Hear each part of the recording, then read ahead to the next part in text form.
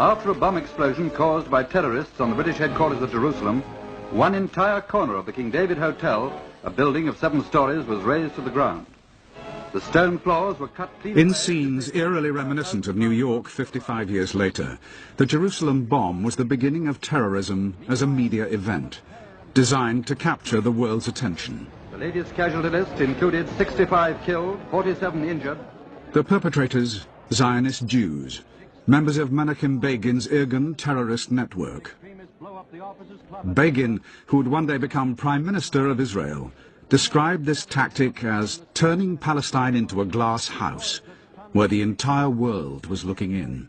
I think it was one of these acts of violence that, ahead of its time, in an era before CNN, before instantaneous news, was choreographed precisely to attract international attention. We were a minority, but we were a minority with a clear ideology that we must have a Jewish state to rebuild the state which was existing many, many hundreds of years ago.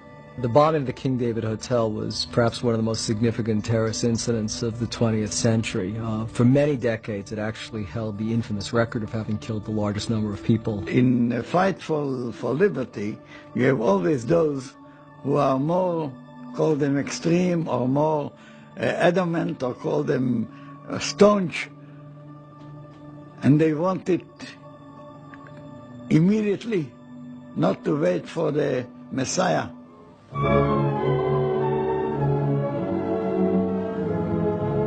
Still lying under the shadow of terrorist attacks, many areas of Palestine are... By the end of World War II, the British, who had been made responsible for looking after Palestine by the old League of Nations 27 years earlier, found it to be a serious headache.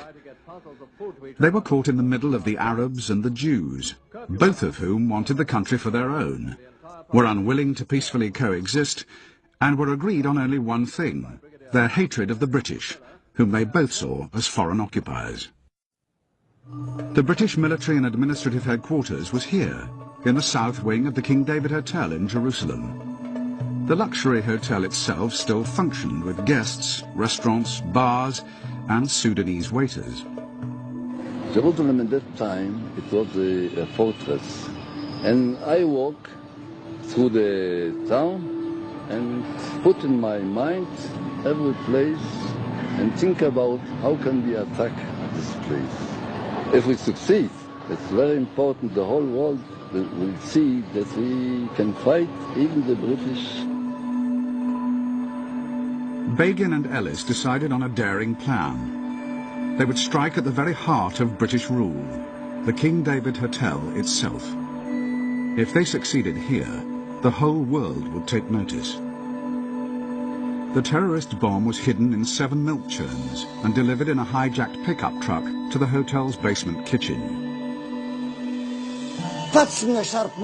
We jumped out and everyone took up their positions. I took the churn and started to run. I was thinking, how do I get to the place where I have to put the churn down? That's how I started.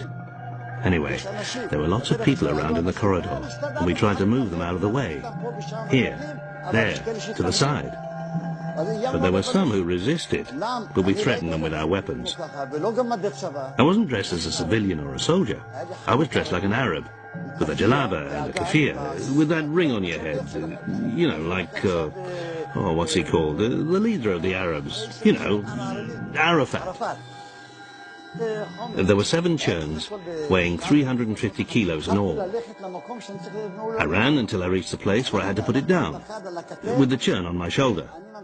I carried on, until I got to the place where the British people were. I saw a pillar that used to be here, and I put the churn down and ran away immediately. I waited in my position until all the churns were together, and then the time would come for the explosion. All the churns together were like one whole man, a complete bomb. The bomb went off at 12:37 and was devastating. But of the 91 dead, only 28 were British. 17 Jews died alongside 41 Arabs.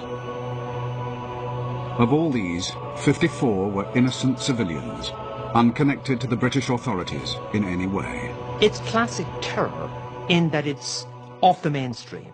It's not a reflection of the policies of the then Israeli leadership, which had a very strong ethical approach to the use of violence, admirable in many ways. And it shows, too, a sign of the future, in that it's the damage being done by the splinter of the main movement, which is the damage we frequently call terrorist, and which is the most likely to be without any moral dimension. Once more, the civilized world has received a rude shock at the hands of fanatics whose wanton act is contrary to the dictates of all creeds alike and imperils the best interests of the cause that it strives to promote. The Irgun denied that they aimed at civilian targets, but one man at least had a different opinion. In 1948, the British Chief Secretary in Palestine, Sir Henry Gurney, wrote in his diary of how one Irgun attack was indiscriminately aimed at civilian targets and was designed to create panic among the population. 3 years later, Gurney himself was to be assassinated, as liberation movements all over the world took note of the flame that had been ignited in Palestine.